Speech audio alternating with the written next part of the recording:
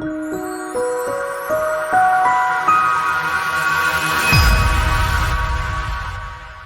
before we commence, we want to recognize in our midst all our coordinators, the acting coordinator for the groups, led by pharmacist Mrs. Folashade Olawal. I'd like to call on her for an opening remark. Pharmacist Olawal, please, you are called to give the opening remark, please. Pharmacist Lawal, if you're on call, please, can you go ahead and give us the opening remarks? Let me see. Okay. Ms. Maya being omitted, can you go ahead? Thank you. Thank you. Good evening, distinguished colleagues. It's my pleasure to be with us this evening, and I feel highly privileged to chair this transit committee.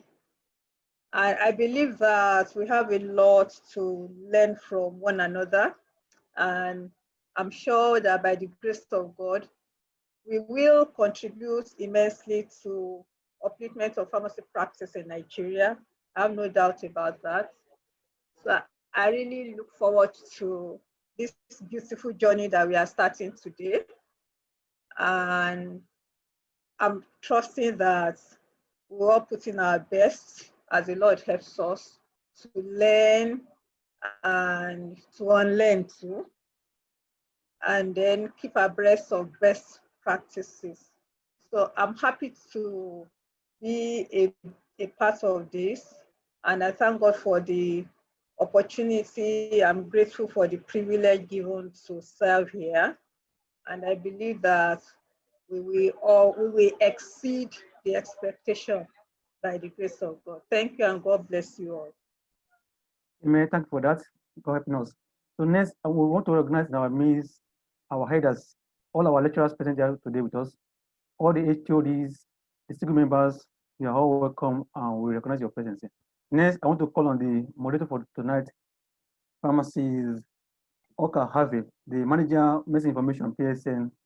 I want to call on her to start the program. Pharmacist Okame-Aveh. Up to you to start the program. Thank you. Good evening. Good evening, everybody. Yes, so we'll be starting, we'll be taking our first speaker, who is going to take us on the topic of introduction to the concept of drug information. Our first speaker is pharmacist Folashade Ogundele, FPCPharm, ANIM. She is the pharmacist. She works at the pharmacy department of the Federal Polytechnic of Offa Medical Center, Offa, Kwara State. Please let's welcome pharmacist Folashade Ogundele. Good evening, everybody. You're welcome to this presentation today. I want to welcome all men of honor and to say thank you for the opportunity to present this. I want to thank my presenter, Pharmacist Dr. Bello, for the opportunity. I welcome everyone to this interesting presentation. The topic I have before me is Introduction to the Concept of Drug Information. This is a book that's going to be one of our references that we're going to use along the line. I have my outline here, objectives, introduction, down to the references. Then the objectives. We're going to define the term drug information, the different contexts in which it is used relating to medication information. We're going to identify the services rendered by drug information providers, the skills required, and then how information technology has helped us in the provision of medication information. I'll go to the introduction now. All of us in our various areas of practice, some of us in the industry, in the academic, we are all providing drug information one way or the other. Those of us in the hospital, we provide information to our patients on one-on-one basis. Those of us in the academic, to our students, all our fields, we are all providing information. As we all know, knowledge is power, information is very vital. Pharmaceutical care is what we are all encouraging now in the pharmacy practice, and we all say now here that drug information can be said to be the backbone of pharmaceutical care. We are all aware of what is happening now in the health in the world about COVID-19, what it has brought for us. Before and during COVID-19, there has been need to improve the efficiency and the quality of and safety of care. It's important because we as pharmacists, drug specialties, we are into drugs. We know more about drugs. So the appropriate use of pharmaceuticals continues to be an essential element. It is required. It represents a significant portion of the healthcare. Part of the introduction includes that the availability of patient-specific information, medication-specific information helps us. It's part of the component that helps us, to support the safe and appropriate use of medications. Provision of medication information is among the most fundamental responsibilities of pharmacists. Very important. The term drug information has different meanings to different people in different contexts. For example, when you say drug information, some people know that they relate it to textbooks, to references, the ones we see, while some relate it to giving it verbally to our patients on one-on-one. So far it pertains to medications, the drugs we give our patients. In many cases, individuals put this term in different contexts. One is associated with specialists, that is the provider, the person, the specific individual. When some people mention drug information, they associate it also with the center, the service that is being rendered. Also, they associate it with the functions, the skills, that is the abilities of individuals when we mention drug information. Relative to our current practice, drug information can be interchanged with medication information. On a broader view, medication information mainly means the management and the use of information of medication therapy. It's a broader aspect of it, giving information. Either of these terms, whether the drug information or medication information, it's for a specific patient or in context, it can address the medication use of a population. For example, during my residency training in UITH, we were giving medication information to patients. We go to the family outpatient clinics. We go to the O&G outpatient clinics. One-on-one, we give medication information to the patients. Then as a group, like the pregnant ladies that are attending antenatal clinics, we talk to them about medication use of their drugs in antenatal, the needs, the storage, give them information. On that basis, it's giving them as a population, not specific. But at times when we finish individually, they might come to ask questions they could not ask in the public. That is on one-on-one. And then in our pharmacy premises, when we give drugs to patients, it's, as pharmacists, we counsel them, we tell them how to use their drug storage. That is on a one-on-one basis. Drug informatics, this refers to the electronic management of drug information. As we all know, now ICT is into place now, it's an integral tool in managing, communicating information on medication use. It's very important. We advise all pharmacists to be involved, to get carried along, It's true, we have like three different sources of drug information, those tertiary, the books, and then we have some search engines. Now in the hospitals, we have some new health information technologies. Like in the record room, we have electronic health records. Some hospitals are also making use of this telemedicine now, that you don't have to carry your folder before you get to the doctor. They have information about you. And then it helps the doctors to like the computerized physician order entry. It helps them in attending to their patients properly. We're going to talk about the beginning and evolution of drug information. In the 60s, drug information was used in conjunction with the ward center and specialists. In 1962, the first drug information center was opened at the University of Kentucky. Can I be checking my own things on my phone? In 1962, the drug information center was opened at the University of Kentucky Medical Center. Along the line, there were more drug information centers that were being opened, because they saw the value. So the first formal one survey was conducted in 1983, and we were able to identify 54 pharmacies operated centers in the United States. And the pharmacist responsible for the operation of that center, is an individual, was referred to as a drug information specialist. It is required that those information being gotten the drug information specialist who that has access to it, gets it stored, maybe in a library, in print medium, you know, and when it is now required, it is selected, evaluated, disseminated, you know. When maybe a question comes on, these questions we refer them to as queries. Later on, we get to know that in the other modules. You know, when questions come out, then the pharmacist gets to go back to the storage room, the print window, checks through, you know, maybe books like pharmacopoeia, you know, gets the information retrieved and then disseminates that information to the person asking that information. I have a picture here of a pharmacist that is giving a kind of drug information to an elderly patient here.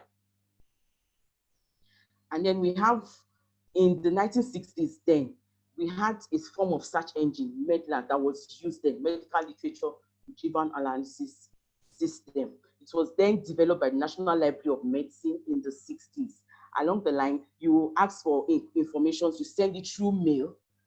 When getting the information, when the drug specialist gets the information, the results are returned back through mail.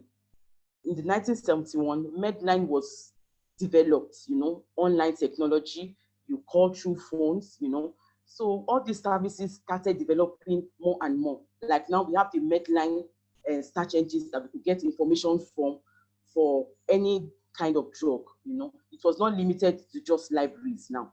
So as practice progressed, some drug information centers evolved drug information services where these activities provided outside the formalized center. Then as drug information specialists, there are some services that we need to render more. If we go through some of these services, we discover that some of them are already being attended to. They are being done in our various practices, like answering questions regarding medications, those in academia, those in the industry. They answer questions. It could be from health personnel, it could be from their colleagues, it could be from patients, even from relatives.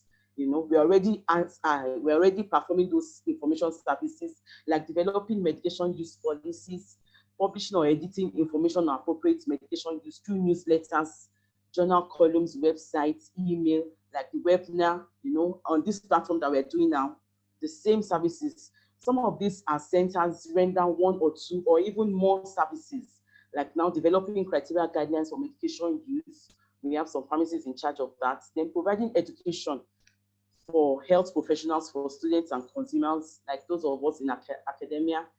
Then providing poison information. Some of us have pharmacovigilance centers already in our various centers. So they have also, some of them are conjoined with poison information centers. You know, each day we have also coordinating advanced drug events. Regularly we get reports, you know, use of drugs, adverse drug reactions that are being documented, whether in our pharmacies or, you know. So most of these services are already being rendered, but we need to develop it more for us to be more effective.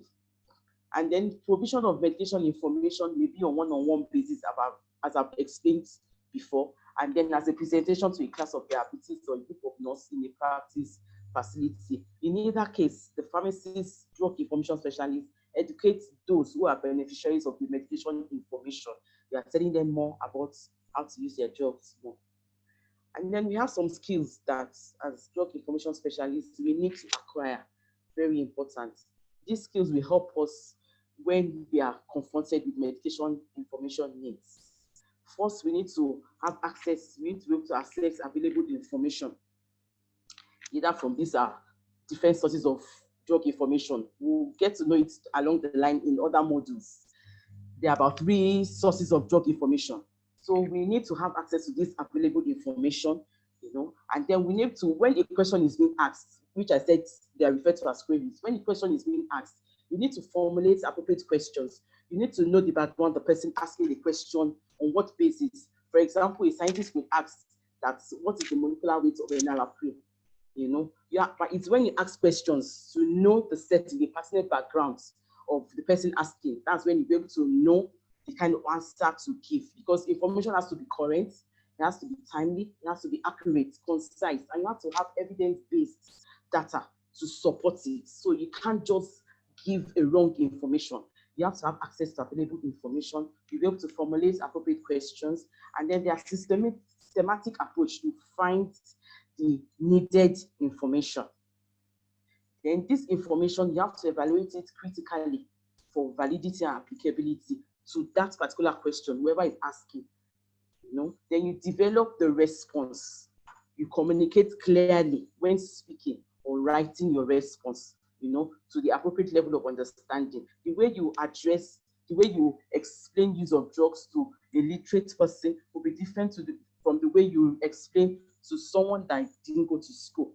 The way you explain to an elderly will be different from the way you explain to your age group, like when in most of our clinics and hospitals, when we give drugs to those elderly or those that are not literate, the main thing is not just you write in words that you take 2 tablets 3 times a day. Most of us on the envelope, we put strokes to indicate you use 1, if it's going to be 2 tablets or 2 capsules, 2 strokes, and you explain, you make sure they understand. And most times this is when our communication skills come to play. We have to be good in our communication skills and know if the patient is listening, the patient can repeat back what you have said so that the patient use the drugs properly. Then you anticipate other information needs the patient might want to ask. So it's worthy to note that medication information provision has evolved in the last 50 years as focus has shifted to medication safety, advances in informatics, evidence-based medicine, and new environments of care. There are some factors influencing the evolution of pharmacists in providing drug information. We have 2 main factors. One is adverse drug events.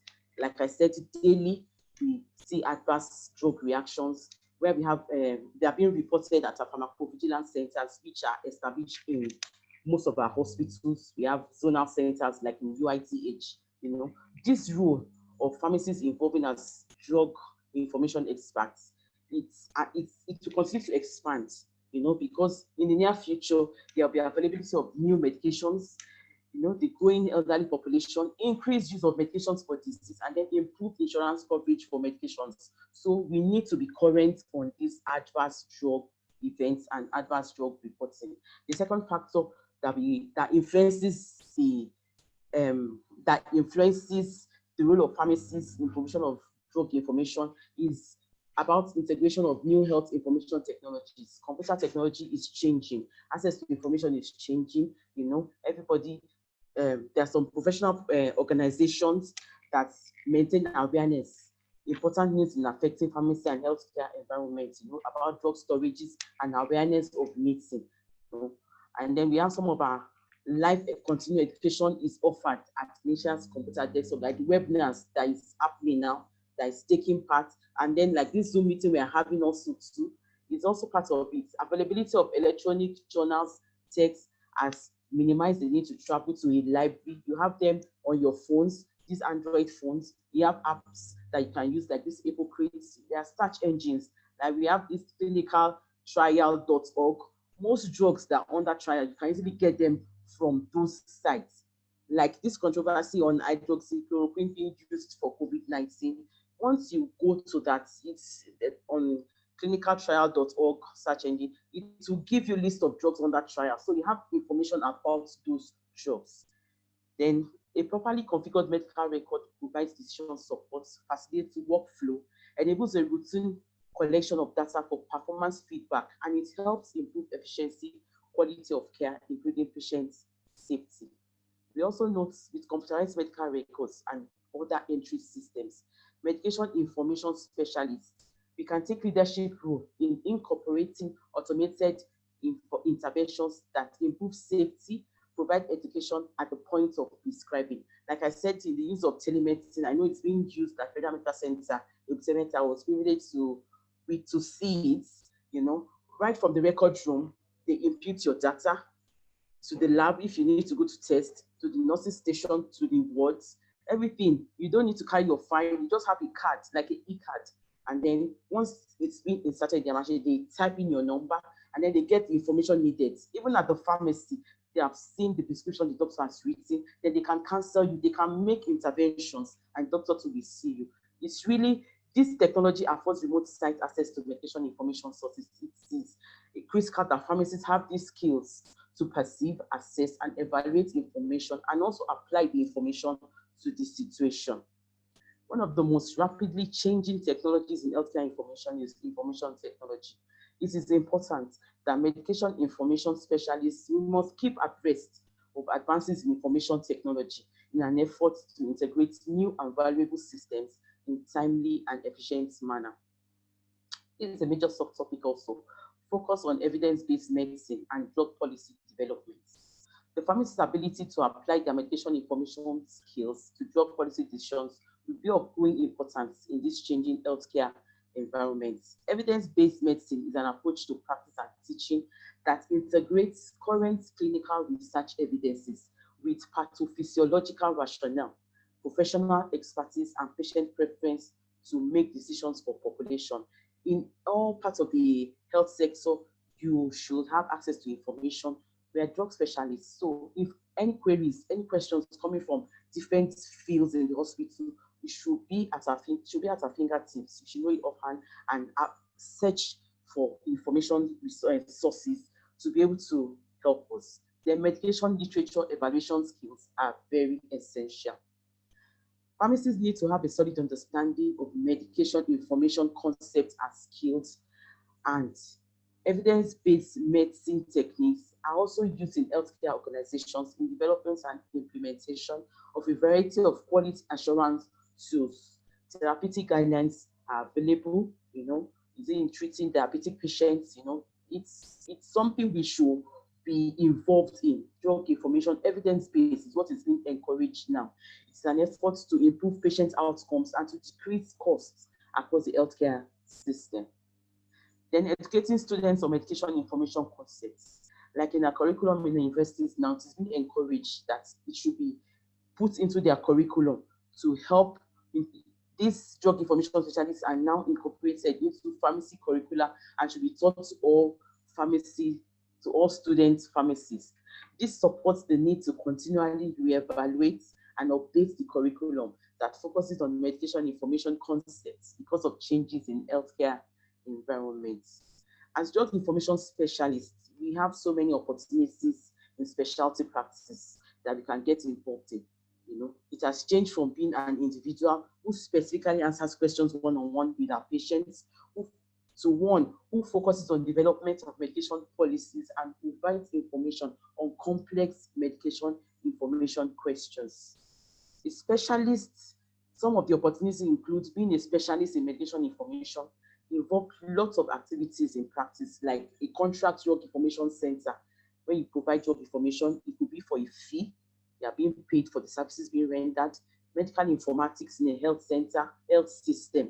You have access to computer, to technology, and then managed care. Like we have this T-ship being operated in tertiary institutions. Now we have HMOs that are managing this. So you could be employed as a drug information specialist in managed care pharmacy. And then poison control, poison information is a specialized area of medication information with practitioner typically practicing in accredited poison information centers. Though most of our poison control information centers are associated with the pharmacovigilance centers we have. And then we have opportunities, specialty practice in pharmaceutical industry, academia, and then scientific writing and medical communication, like these are pharma news, and all these scientific journals. In conclusion, all pharmacists must be effective medication information providers, regardless of their practice sites, whether in the industry, in the academic, in the hospital. It is one of the most fundamental responsibilities of the pharmacist. Developing the skills of an effective medication information provider is the foundation for the pharmacist to be a lifelong learner and problem solver. I will encourage every one of us to seek for information, to be a drug information specialist. There are so many search engines we could get information from. As we go along in the other modules, we'll know of the sources, how to answer questions. It's very interesting, very important. These are my references.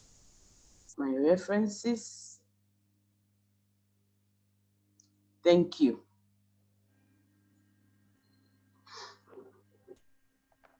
Thank you, Pharmacist Ogundele.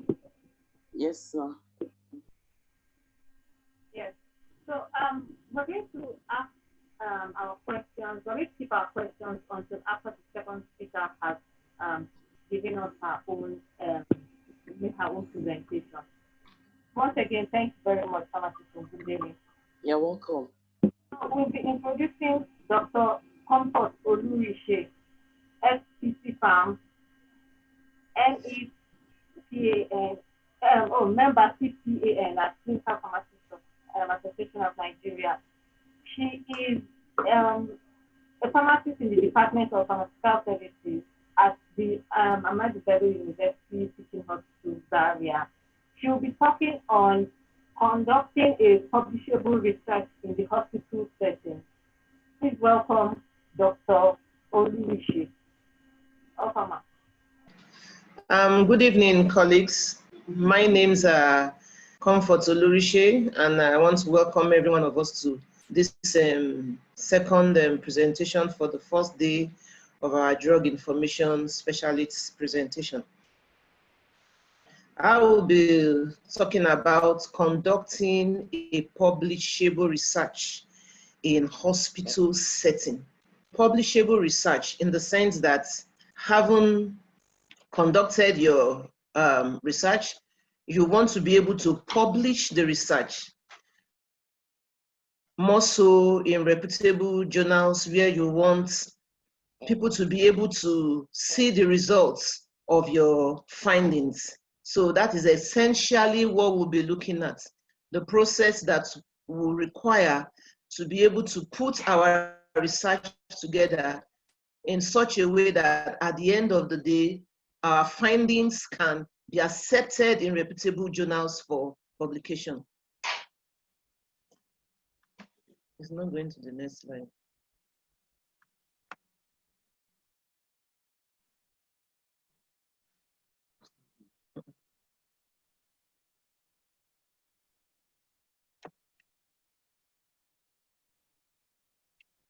Okay.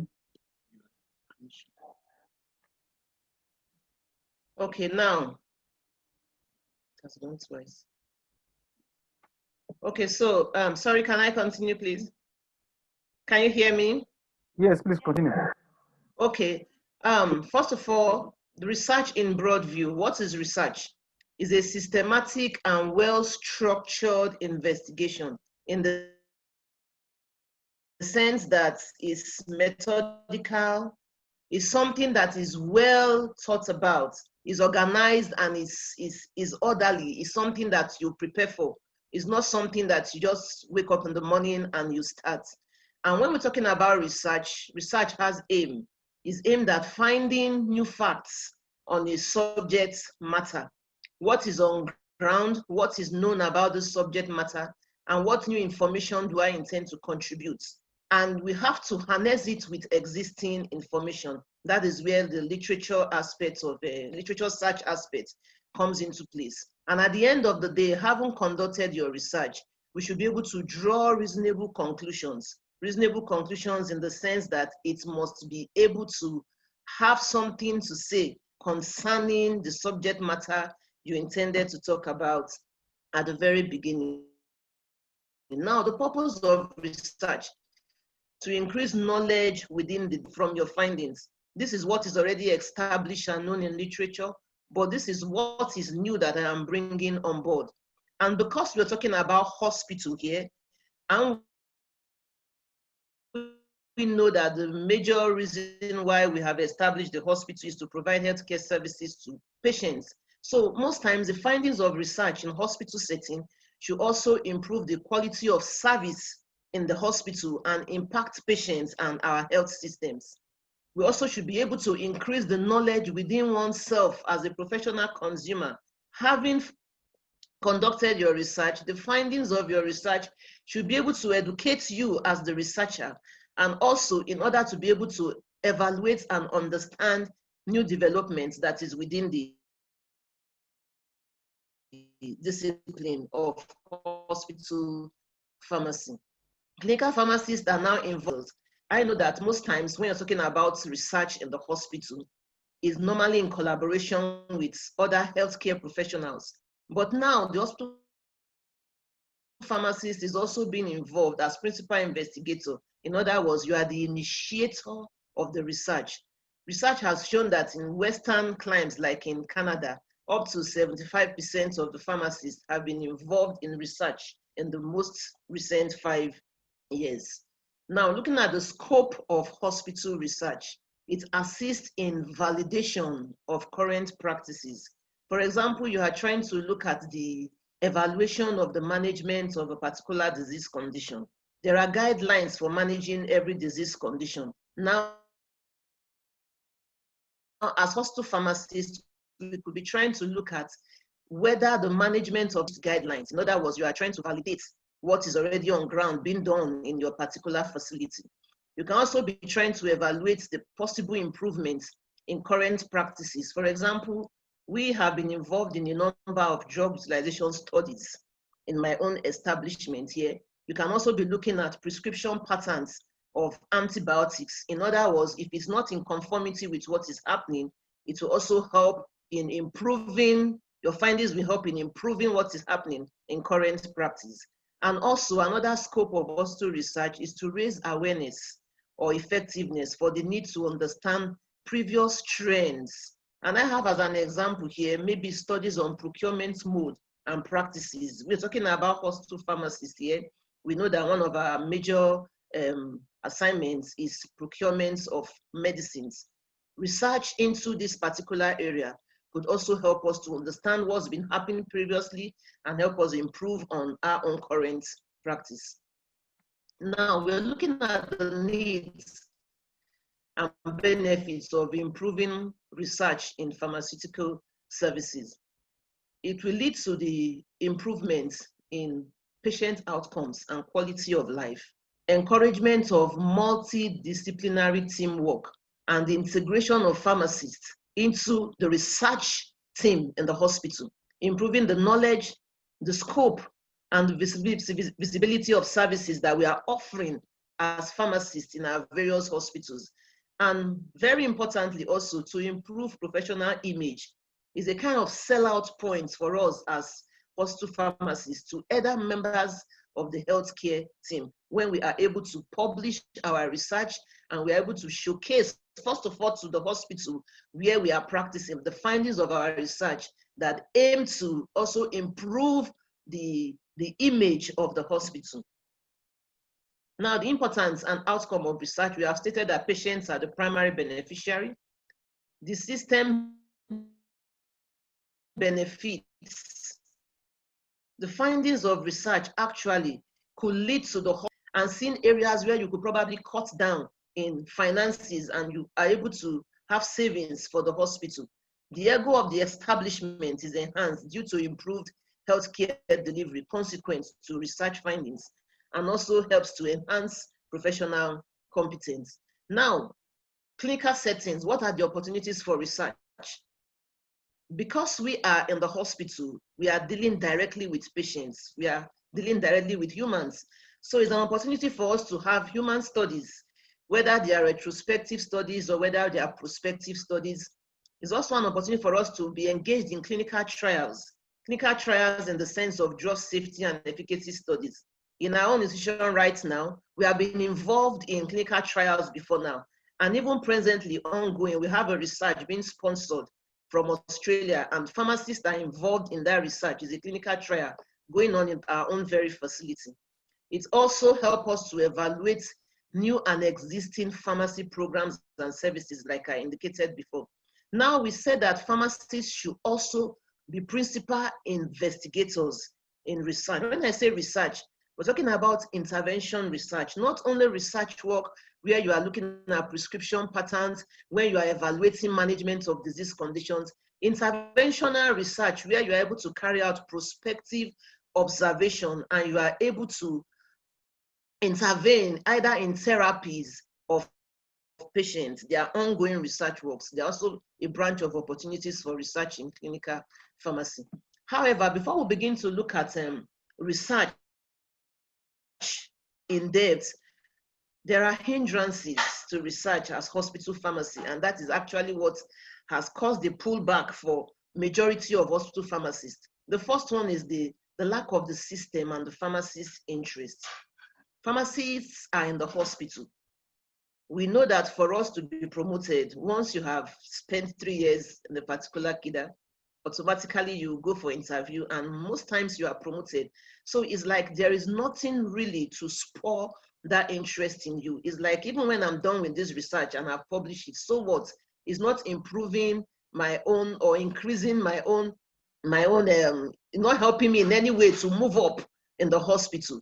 And then paucity of funds. Majority of times research needs funds. Sometimes you have to procure the medicines. Sometimes you have to carry out some investigations for the patients, and the funds are actually not there. It's either the system is sponsoring you or you are picking it up as the departmental research. So paucity of funds is also something that we need to consider. Then research is also very time consuming. We know that we are involved in patient care, we are involved in training, and then where is the time to put in research in spite of all these things that we are talking about? Another important factor is the fact that research requires skills. And these skills are not skills that have been taught in pharmacy schools. Most times the research that we have done in schools as hospital pharmacists is the fact that we are trained in school and we had to carry out maybe a research as final year students. Unless, of course, you have been able to go through a postgraduate training, you really are not taught research in pharmacy schools that will enable you to graduate and then you just take up research on its own. So in many departments, like I said, research is not directly rewarded, or there's no incentives for pharmacists in the hospital to go into research. And the publications that we are talking about having to publish our work. It doesn't affect our promotion in any way. So most of us are really not bothered. It's not something we pay much attention to. So it has been suggested that participation in research be considered part of the criteria for salary increase. Maybe if we do that, then as hospital pharmacists, we probably will be able to have more interest in research work. Still looking at the hindrances to pharmacy research, I know that there are quite a number of hospitals till date that do not allow pharmacists maybe into the wards or have access to patient folders and data. That is also another important hindrance that have been preventing majority of hospital pharmacists from going into research. And the issue of the confidence is there, the experience is there. Majority of us don't have that confidence. Even when you are invited to be part of a hospital research team, you don't have that confidence. You think you don't have something that you really want to offer. And because it's not something we have been doing before now, majority of hospital pharmacists really don't have that experience. All these are the hindrances. But as a form of health service research, pharmacists need to take up this challenge, because health service research is usually multidisciplinary. We are talking about drugs here. Most times when the patient comes to the hospital, the end result of diagnosis for management is either you are being given drugs or you have some form of non-pharmacological therapy. So we are an essential part of the health service research team.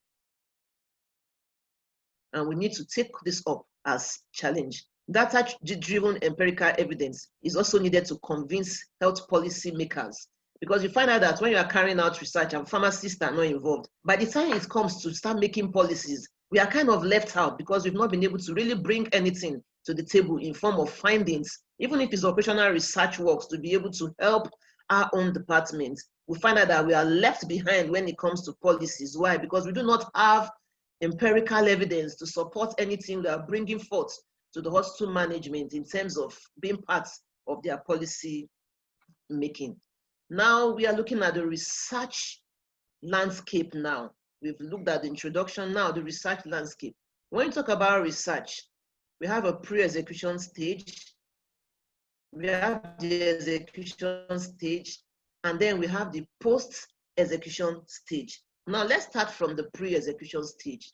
It's very, very important that you are able to conceptualize a research topic. Conceptualize in the sense that you need to be able to bring to bear a problem that you have identified in a particular area with drug delivery, with medication errors, with management guidelines. You need to be able to conceptualize a research idea and the problem that you want to look into. Now, also in the pre-execution of research is to be able to identify a research problem. I just don't wake up in the morning and I say I want to carry out a research. There must be a problem I have identified.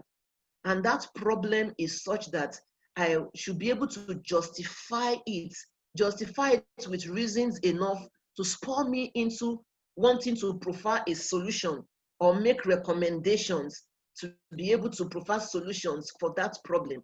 So talking about research, I started by introducing that it's systematic, is well structured, is organized, is methodical.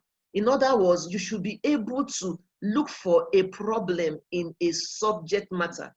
And the research is actually to be able to put together instruments that will enable you bring out findings to solve that problem.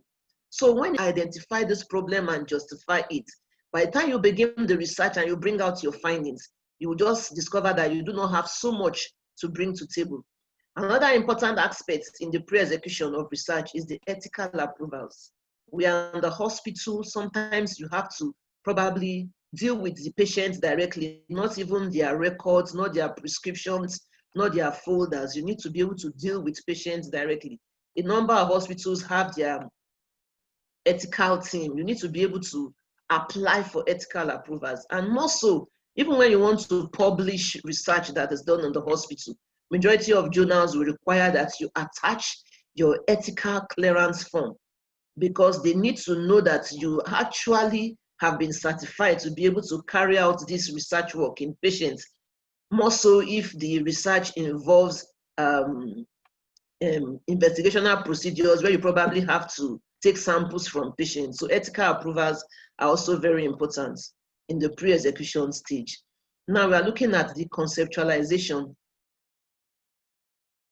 We may have to focus on any of the elements of the medication use process. I'm looking at concepts now in proposal. What do you want to do? Is it the medication use process?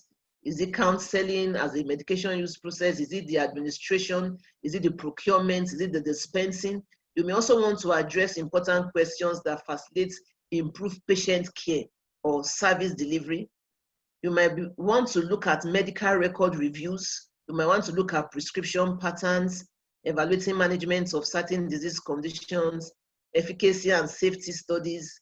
And then, like I said at the beginning, pharmacists as investigator-initiated prospective, observational, or interventional studies is what we really are looking forward to now. Like having studies where you have a medication therapy management, pharmaceutical care studies. All these ones are very important. Also, if you have a small-scale manufacturing unit, you could also be looking at medication stability and looking at compatibility studies or even quality control studies. Now, still on research, we want to look at the research loop. We have mentioned that we have to be able to clearly define the research question. This should be something that can be evaluated with 2 or more variables that are measurable. In other words, we use this SMART icon. Your research should have specific objectives. You have an aim for the research. You just don't wake up. What exactly do I want to do? It should be measurable. There should be parameters that are measurable. It should be achievable. You don't just build skyscrapers. It should be realistic, something that you can actually do within a particular time frame. You should have a duration in mind, and it should also be time bound. That is what we mean by it should be SMART. Then you should have a population in mind. I was looking through a research work of recent, and I saw that part of the criteria that they use as eligibility criteria for including articles in that research is that you had a particular population in mind. You had the sample size, and you use the sample size equation to be able to actually achieve the sample that you want to look at. All these are very important. Now, we want to use the PICO model as a guide for study design. Now we are looking at the execution phase now. The study design in the sense that you need to be able to have a design from the beginning. It is not when you have already started the research work that you begin to wonder and look at, okay, where do I go from now? What do I do next? You should have your study design as a kind of method, well spelled out. This is what I want to do. These are the patients I want to look at. This is my sample. This is the location where I want to carry out the study. Everything should be well put together. Do I want to use questionnaires? Do I want to use proformas? All those things should be well designed. But looking at this PICO model, the first one, the P represents the population of patients with eligibility criteria. I'm doing a study presently right now, and part of the eligibility criteria is that the patients must be above 40 years. The patients must have other medical conditions, comorbid conditions other than the conditions we are looking into. The patient should have been able to attend clinic regularly for the past 3 months. So you should be able to have your eligibility criteria in place as part of your study design so that you don't begin a study and you begin to wonder, can I add this patient? Am I supposed to remove this patient? Once your eligibility criteria is in place, it enables you to start and run the project smoothly. Then what are the interventions intended? You need to be able to spell them out. For example, you want to counsel the patients on DTPs as a kind of intervention. You want to educate patients on self-care, on education about their own disease states and management. Interventions should be spelled out in your study design. Then do you need controls? Is it a study where you are using the same patient as control for himself? Do you need other patients as controls? And at the end of the day, do you need to make comparisons? All those things are important in the study design. Then the outcomes to be measured or improved at the end of the day. The outcomes should also be spelled out. What am I looking at? Am I looking at blood glucose in this patient? Am I looking at blood pressure? Am I looking at BMI? Am I looking at DTPs? What are those outcomes that I really want to bring to fore at the end of this research? They are critical parts of your study design and they must be well spelled out during the study. Then the execution level, like I said, the subject's very important. Questionnaires. And when talking about questionnaires, are you administering the questionnaire yourself? Have you looked at your population? Are there patients that you can just distribute questionnaires to and they are able to respond themselves? Or are there patients that you need to help fill questionnaires? Do you want to look at a focus group discussion of having to put some hypertensive patients together and having to discuss with them, and in that process you fill your questionnaires? And the study also, is it outcome based? If you are looking at prescription patterns, for example, you do not have one particular parameter you are trying to measure as a form of outcome. But when you are looking at patients and you are doing a prospective observational study, outcomes are very important. And you need to be able to spell all those ones out in the process of the research. Then data collection, very, very important. Very, very important in the sense that most times we start off a research. When it gets to the point of collecting data, it's something that I've experienced a lot. Then confusion will come in. Why? Because your study design is not well in place. You need to be able to know exactly what am I doing. Am I involved in a direct observation? For example, I said here, you need to monitor probably the effects of dermal preparations. Am I going to monitor this on a weekly basis? Am I going to monitor this on a monthly basis? I need to be able to spell that out. If I'm using clinical charts of the patients, I need to have it spelled out from beginning. I need to see the record people. I need to know when I can get this folder. I need to be able to create time to also collect this data. Then there are also self-reports. Am I giving this patient a chart for him to be able to chart directly his BP or fasting blood glucose from home? And then after a particular time, report this back to me. Is the study retrospective? Am I going back to documents? Or is this something that I'll be carrying on as I'm going on? All these ones are also very important when it comes to data collection. I'm stressing all this because it's important for all these facts to be in place. We are talking about publishable research. The reasons why majority of articles are being rejected is because all these things that are being spelled out here are not in place. Then the post-execution elements of the research now. the analysis of the findings, very, very important. Having analyzed your data, we need to report it. I say writing is a skill and is an art. It's something you build up. It's not something you just begin in one day. You build it up gradually. Literature search. We have quite a number of databases that enable us to search literature. I stated at the beginning that you must be able to harness your findings with existing information. You cannot do that unless you have looked through literature, and these are just a few of the databases that are available that we can look through. Then, this is also very, very important. A lot of articles are not publishable. They are rejected because we have not been able to use the adequate statistical test and tool for our data.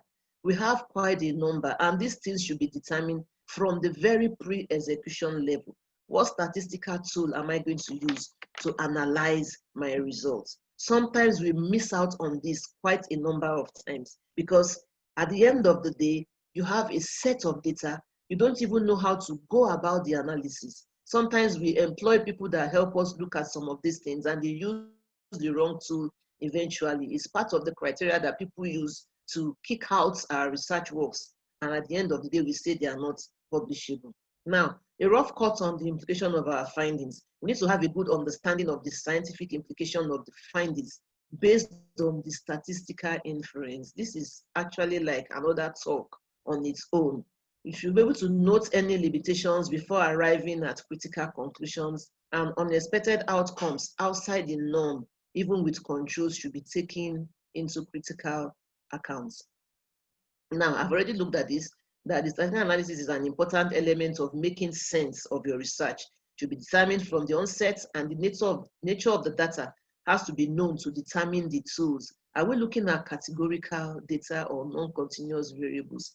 It's very, very important. Like I said, statistical analysis is a different ball game on its own, but most times I know that is an important criterion that is used to kick out majority of research works and prevent them from being published. Now, making known the research outputs, the essence of scientific communication. Effective communication is an essential part of the scientific endeavor.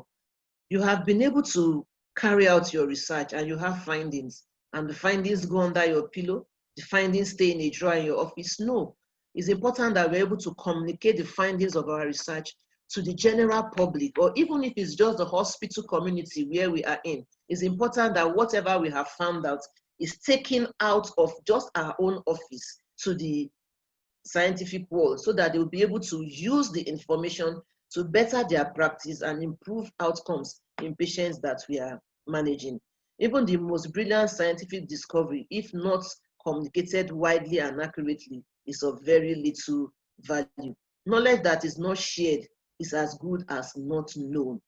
Communication of findings of research sends the benefits to the larger world for the benefit of mankind. Anytime you are trying to carry out a research, have at the back of your mind, I'm trying to look for a solution to a problem. And having gotten that solution, I need to communicate it out to people who will use it to better mankind. And it's also a reflection of the intellectual and professional capacity of the system.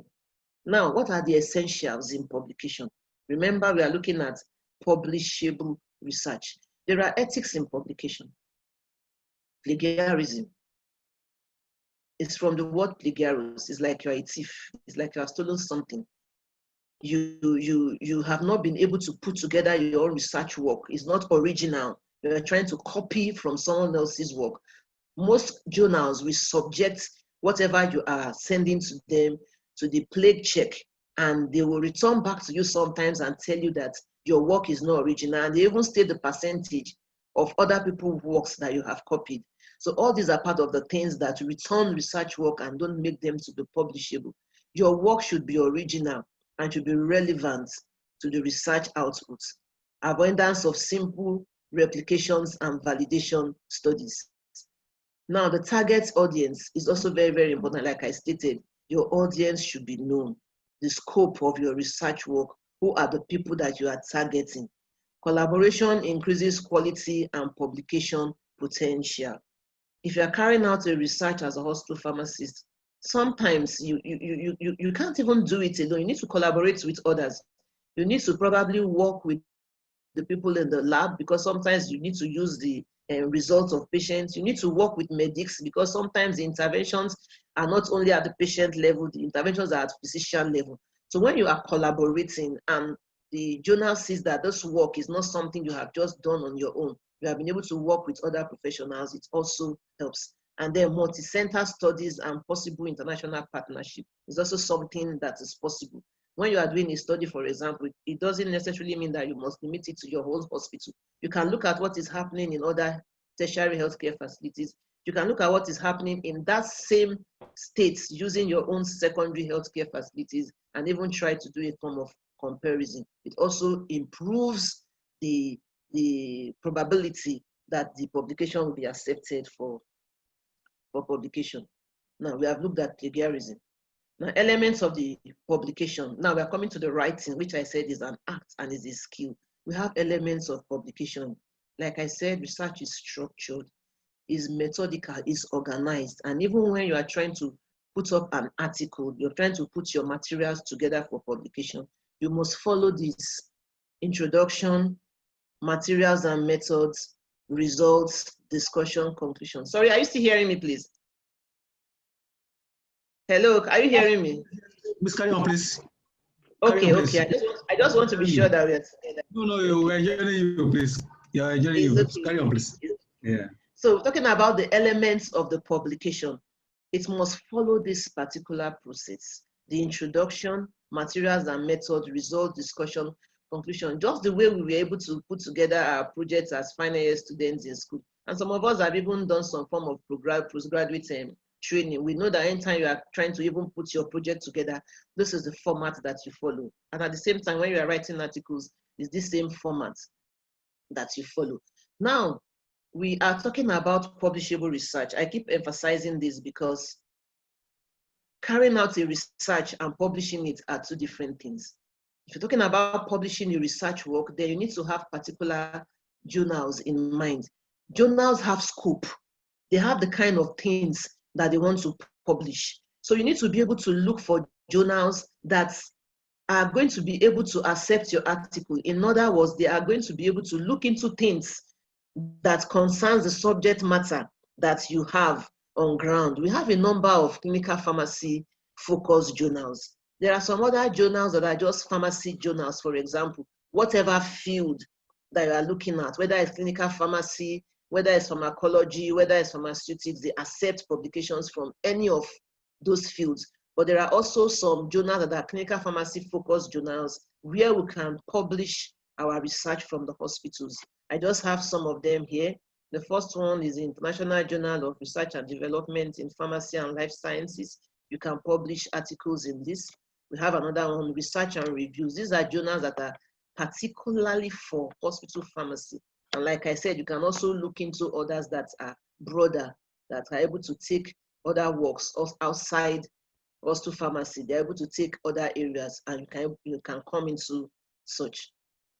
Now, looking at the A.B.U.T.H experience, over the years, our interns, when they come for internship training, part of the criteria for receiving their certificates of experience is that they have to be engaged in research work. These are individual research work by the interns. And then we have preceptors that supervise this project. If you are able to put together and conceptualize a research for an intern, and you are able to put in all those elements that I have explained, you will find out that even the intern's research conducted in the hospital can be published. I have done that before. What you just need to be able to put together the elements. Now, some of us are PG students. We have passed through the fellowship. Some of us are clinical pharmacy MSc students, PhD students, and you are carrying out your research work in the hospital. Once you are able to put your elements together very well, those works can be published. In my own department, for example, we have teams. We have teams involved in research, teams in various areas. We have the ones in drug procurement. We have the ones in small-scale manufacturing. We have the team in medicine. We have the team in infection control. all this research work at the end of the day, especially if it's well conducted, are things that we can publish, and it's something that we have done as pharmacists in A.B.U.T.H. and also in collaboration with other healthcare professionals. Some hospitals have their healthcare research team. Pharmacists are an integral part of those teams. And at the end of the research work, when they are publishing, you are also part of those that will be listed as authors for such publications. Now, pharmacists led research from other nations. I was just able to put down some of these ones to let you know that it's something that is happening. When we say pharmacist-led research, we're talking about pharmacists in the hospital. Our colleagues in academia, this is very important for them to climb up the ladder. And so it's not something that they joke with. But because for us, we are promoted based on your years in service, we've not been able to look at it. But so many other nations are looking into this. Now, this is a journal that actually picked the top 5 research articles that pharmacists in the hospital were engaged in, and they were published. This is the first one, a new way to look at acute cough in the pharmacy. This is the second one, the materials we made available to us just to browse through, but just to let us know that our colleagues in hospitals outside the nation are carrying out research work that are publishable, not just something that you use just for the system. Now, what are the way forward or suggestions? 1, advocacy for funding from various managements of hospitals and industry hospital collaboration is very important. Enabling the environment for pharmacists to access patient data and adequate integration in the healthcare team, because majority of our pharmacists in hospitals are still not having access to some of these important instruments that we need for research. Increasing the participation of hospital pharmacists with recognition programs of specialization and a clinical career structure. We do not have a clinical career structure. We just come in, pharmacist 1, senior pharmacist, principal pharmacist. Every 3 years, you are just moving. But we were able to have areas of specialization. I know that the college is doing a lot in this respect, even though we've not been able to break even completely. But this is very, very important for us to have a clinical career structure in the hospital. The staffing and establishment of research and statistics units is also very important. In our own department, we have a research and statistics unit. Then professional organizations such as AHAPN that would belong to can actually develop mentor research programs for us. In the USA, for example, the National Association of Board of Pharmacies, they include drug-related research in its definition of the practice of pharmacists.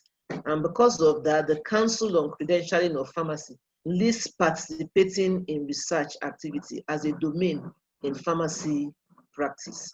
These are some of my references, and thanks for your attention. Thank you, Dr. Olurishe. That was a very beautiful presentation and very informative.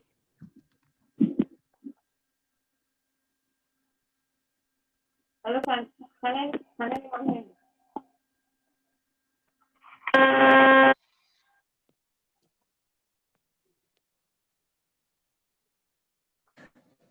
Dr. Olurishe, can you hear me? I can hear you very well, please. Okay, yes, thank you very much for your presentation. It was a very beautiful presentation and very informative. Thank you. So now we're going to go into the question and answer session.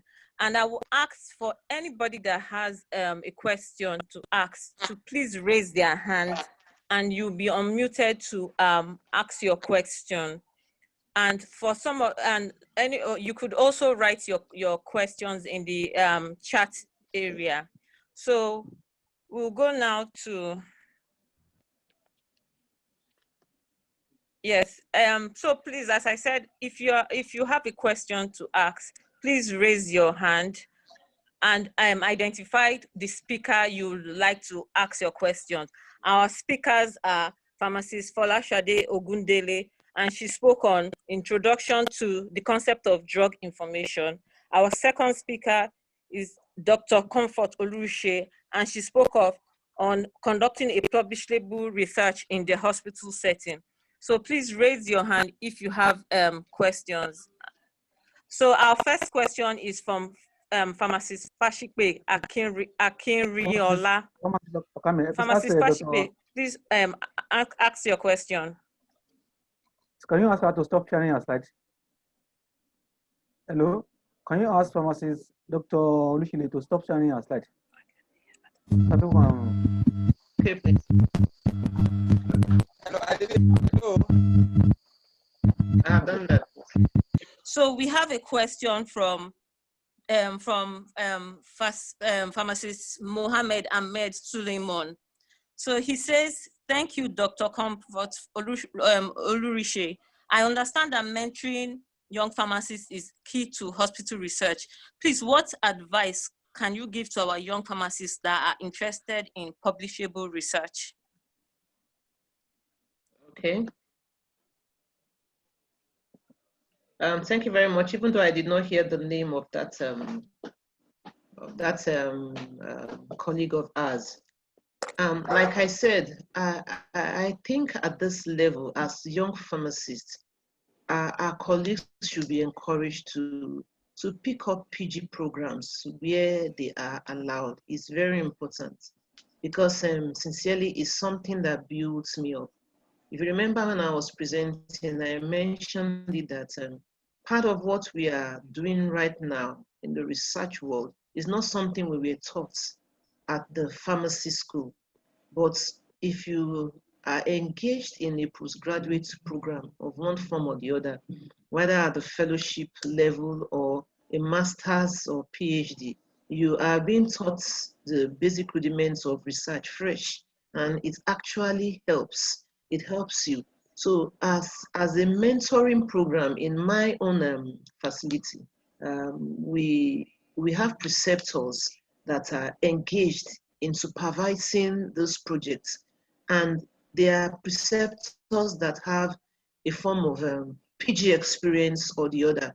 We are about 10, and we supervise our research team, and we are able to carry on with our younger colleagues because we have the requisite knowledge and experience from our own postgraduate training. So I think it's also important to encourage them to pick up things like that if it's allowed in their own facility.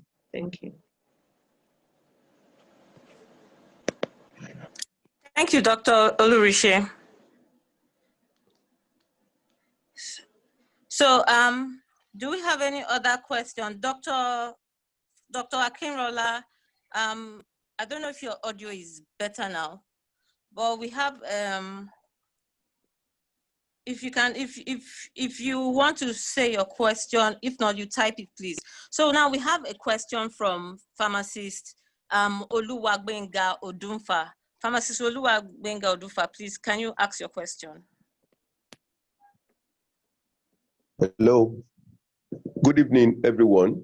Good evening. Yes, ma'am. Thank you. I want to appreciate the two presenters. It's a challenging thing to have colleagues all over the place, all over the hospitals. And it's a wake-up call that you're actually hammering on the role of research in pharmacy practice. And mine is not going to be a comment. It's just for the HODs and the head of units to encourage subordinates to go for postgraduate training so that these things, when they're asked to do them, they will be versed in this knowledge. It's difficult for people that only stay in the hospital and rise through the ranks without any postgraduate experience to ask them to do these things. It's a challenging experience all over that postgraduate experience is not given its due recognition because you don't have any financial benefits for such. But that's not what we're talking about. We're talking about providing solutions that are uncommon to practice problems.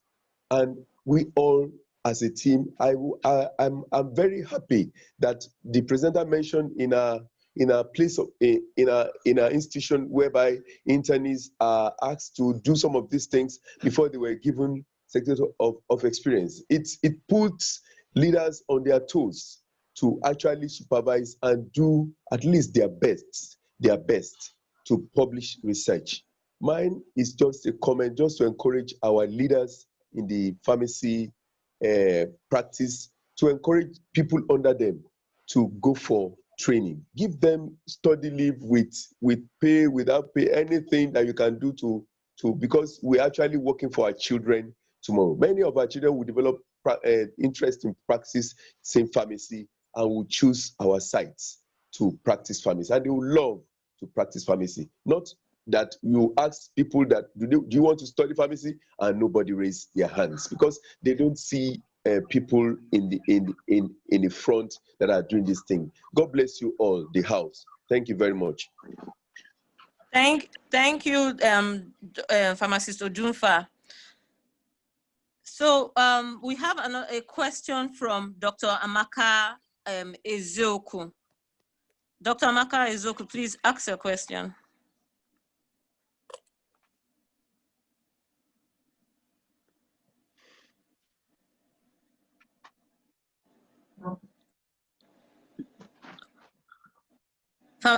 Pharmacist Amaka, please ask your question. Pharmacist Amaka Ezeoku, please ask your question.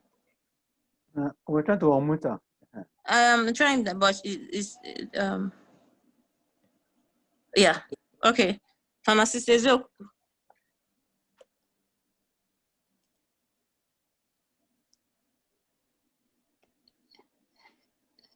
Pharmacist Ezeoku. So she can unmute. She has been permitted to unmute herself now, please. You can go ahead and unmute herself. She has been permitted to unmute herself. Okay. I've done that. Can you hear me?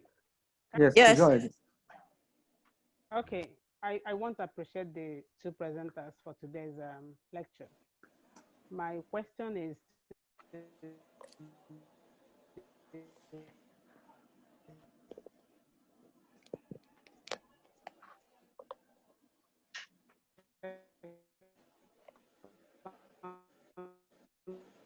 presenter. We have been, doing research and publish, but I want people talk about predatory. Make sure you produce you publish in good journals. How do you know this is predatory journals? So that you don't waste your research work.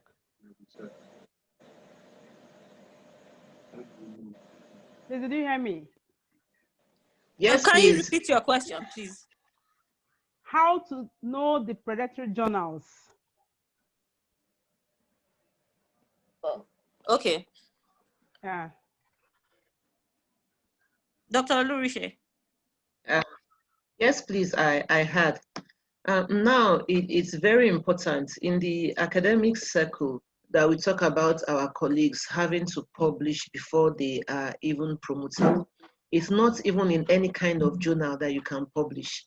There are journals that when it comes to promotion exercise for those in academics, those journals are even put aside because they are not reputable journals as it were. So what our advice is very important most times to publish in journals that are institutional journals or association journals. For example, the National Association of Pharmacists in Academia, for example, they have a journal, that's an association. And there are also so many universities that have journals. For example, faculties of pharmacies in different universities, they have journals, associations, bodies. For example, the Diabetic Association of Nigeria, for example, the various other associations nationwide and also globally.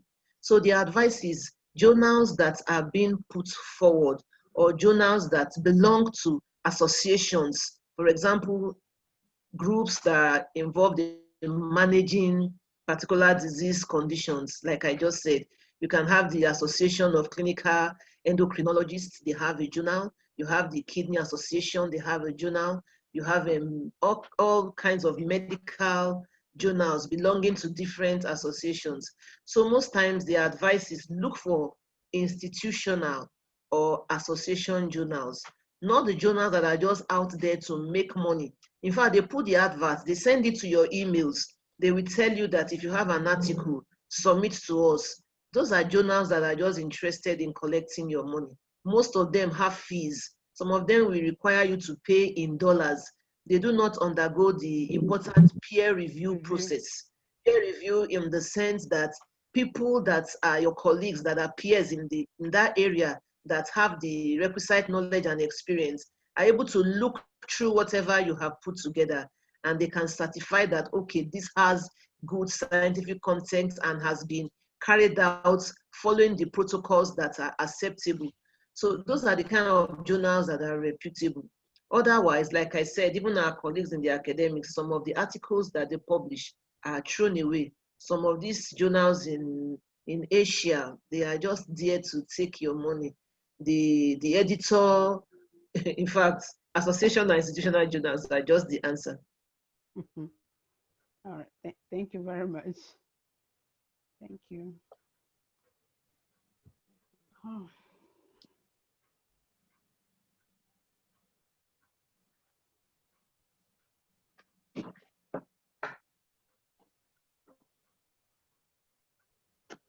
We have a number of chats here. Hello? Hello? Can you hear me? Yes, sir. This is Dr. Yes, William. we can hear you. Yes, this is Dr. William. I'm so sorry I joined the group very late. Coincidentally, today happened to be my anniversary and I have to be with the family earlier than this program. Thinking I'll finish on time and join. The comment I have has to do with our younger ones. It has been observed that younger pharmacists are not up and doing just as we expect them to do. Like Dr. Odonfa mentioned, the issue is what is in there for us as pharmacists. We have seen you reading pharmacy for how many years? And this pharmacy has not seemed to pay off compared to other professions. So you find that young ones are not really exerting themselves. But I want to reassure young ones that pharmacy is a noble profession that we yield at the end of the day. It may not be yielding now, but at the end of the day, there's a silver lining to every darkened cloud.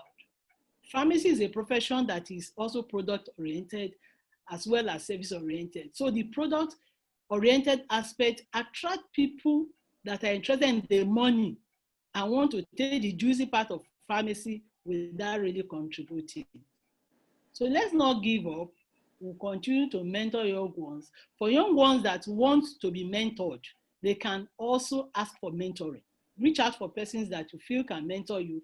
And when you are given an assignment, do it as at when due, and you will learn the process. Like Dr. Olurishe rightly said, we were not taught research methodology during our time. In fact, when I was doing my Ph.D, it was not an easy task at all, no mentoring. It was my husband, myself, my children, supervisor who wants to do this. How do you do it? You have to be on your toes. But these skills have been learned. Let younger ones tap on them so that we can move the profession forward. Thank you. Thank you, Dr. Felicia Williams. That was very, very nice of you. Thank you very much. We appreciate it. Dr. Olurishe, thank you for your answering the last question. So now we have time for just 2 more questions. And one question is from Pharmacist Kefe Somuvie. So her question is for Dr. Comfort Olurishe. She said, please kindly inform us on the certification courses required to be an author or co-author of a publication. I am aware of CITI courses, but there are many modules and one is not sure of which ones in particular to start with.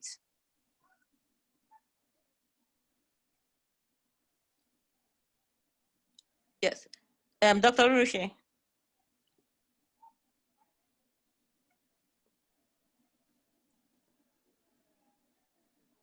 Okay, I think she's off. Okay, we have another question. I think Dr. Olurishe has gone out. Maybe No, she's having there, network problem. She's there. No, she's there. I'm trying to unmute Okay. her. Okay, You can, yes. okay, yeah. Dr. Olurishe, did you hear the question the person asked? Maybe she can repeat the question, please. Okay, let me take the question again. So the question is from pharmacist Kefe Somuvie. She said, please kindly inform us on the certification courses required to be an author or co-author of a publication. I am aware of CITI courses, but there are many modules and not one is not sure of which ones in particular to start with. So she wants to know which kind of certification courses she should take, and in amongst these CITI courses, what modules you would recommend?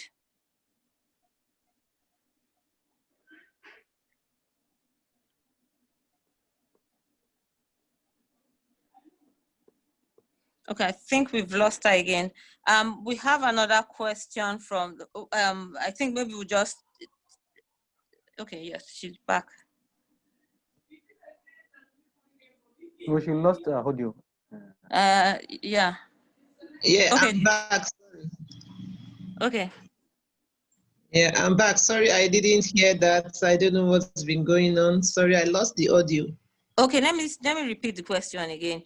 So pharmacist Kefe Osumuvi has asked, she said, kindly inform us on the certification courses required to be an author or co-author of a publication. I am aware of CITI courses, but there are many modules and one is not sure which one in particular to start with. The certification courses to be an author of an article. Yes, or co-author. To be an author of an article, there are different criteria actually. Some journals specify who is eligible to be an author of an article, and they are quite a number. Some of them you be involved in conceptualization of the research idea. Some of them you should be part of the data collection. Some of them you should be part of the writing. Some of them you should be part of the reading of the manuscript and approval. Quite a number of criteria. And like I said, they are different for different journals. They have instructions to authors. And then sometimes they will even ask you to list the authors of this manuscript or this article, and then you should indicate the role that each of the authors have contributed to this research. But majorly, what most of them will use, there are about 5, is the fact that you should be part of conceptualizing the idea, part of the data collection, part of putting together the manuscript in the form of writing, part of analyzing the results. Remember I stated that statistical analysis and the inference to make a conclusion for any research work is very important. So when you are part of the statistical analysis, you can also be cited as an author of the article. But other journals, some other journals have other things that but the most important thing, I think we should be interested in being part of the research and conceptualizing the idea. It's not just all about being the author of an article. Even you yourself that have conducted the research, what have you gained? You are the first beneficiary of your work. How has it improved your own knowledge? How has it improved the services that you are offering to the patient? How has it improved their outcome? How has it improved your own image? If you are able to probably even have satisfaction in that respect, then you could be looking for how to be part of being author of an article. But those are majorly the 5 elements required. And for the certification, I really don't know much about that. That you have to be certified to be an author. I only know requirements.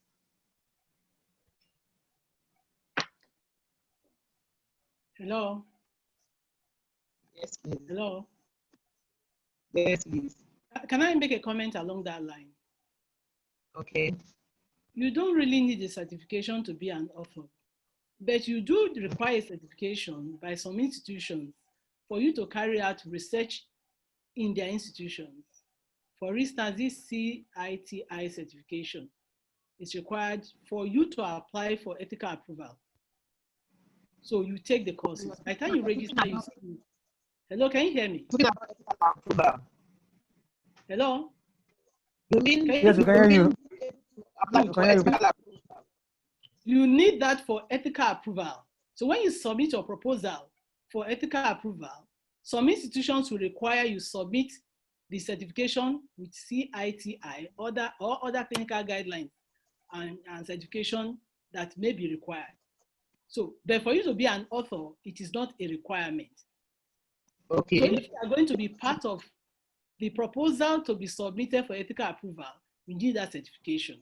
And of course, if you are part of the proposal submission, of course, you're an automatic author. And usually that certification lasts for about, the expiration is about 2 years. I understand what you mean now. We are presently running a research in my facility. It's a health system research.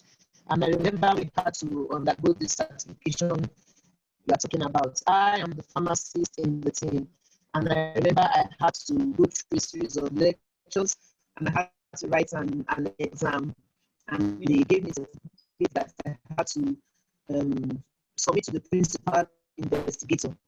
Every member of the research team had to undergo that certification. It's something that I actually did mine online. And the link that I got for that certification was actually from the principal investigator, a neurologist in the team. It was the one that linked up, because sometimes some of the certification you have to pay for them. But this is a research that was being sponsored. So we were paid for, and it just gave us the link to attend the course, and then we were thereafter certified. I didn't get to the question. I thought you meant certified to be an author. Yes, so I don't know much about how you get such links. Like I said, the only one I did was because I was being sponsored. But I think such programs are available on the internet actually, and it depends on what the research is all about. There are guidelines that you need to follow. You need to be trained on research on its own, especially in the hospital setting. Yes, I remember doing that, and I have that certificate. But I don't know much about how to get the link for such.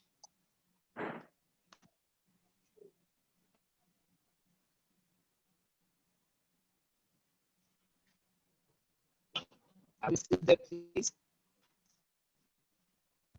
I think our plan is to run over 10:30. The moderator, please, can we move to our hand, please? Pharmacist, Okame. I think we lost our moderators. I think maybe we lost the moderator. The moderator lost the connection. Pharmacist Okame. Okay, since our time is 10:30 and it's about 7 minutes after 10:30 now, I think we should move to our end of the meeting. It has been a very wonderful one. We really thank the moderator, our group presenters, the first and the second, that have done a very wonderful job. We are happy and we started on a very good note. And I want to say that the materials have been shared on the platform, the whole materials. And in the next 2 weeks, we're going to have another update lectures. I want to advise that we continue to study these materials, at least maybe 1 per 2 weeks or 1 weekly, so that there are about 27 different modules, 27 different modules, and they are so loaded. So by the time we are done with this thing, we know ourselves that we are all drug specialists, drug combination specialists. So I want to advise us to continue to study this on a weekly basis. It could be a page or 2 per day. That is my advice to everyone. So I want to thank us for coming. Many people have difficulties in joining us because of network issue. We will look into that in the next lecture, by God's grace. So at this note, I want to call for a silent individual prayer for about a minute before we close. On the last note, we want to appreciate all our elders and HODs that are missed today. Our lecturers, we appreciate you for staying with us at the end of this meeting. Next meeting, in the next 2 weeks, is another interesting day for us. The videos and the materials of these lectures will be made available by God's grace. So on this note, I want to say good night to everyone, and thank you for being with us. Good night. It's a good way to start, Dr. Bello. We appreciate you. And it's a very good one, very good one. So we thank God. Like Bye-bye. I mentioned, I joined very late. I'm so sorry. We'll see. Yeah, Thank you, ma.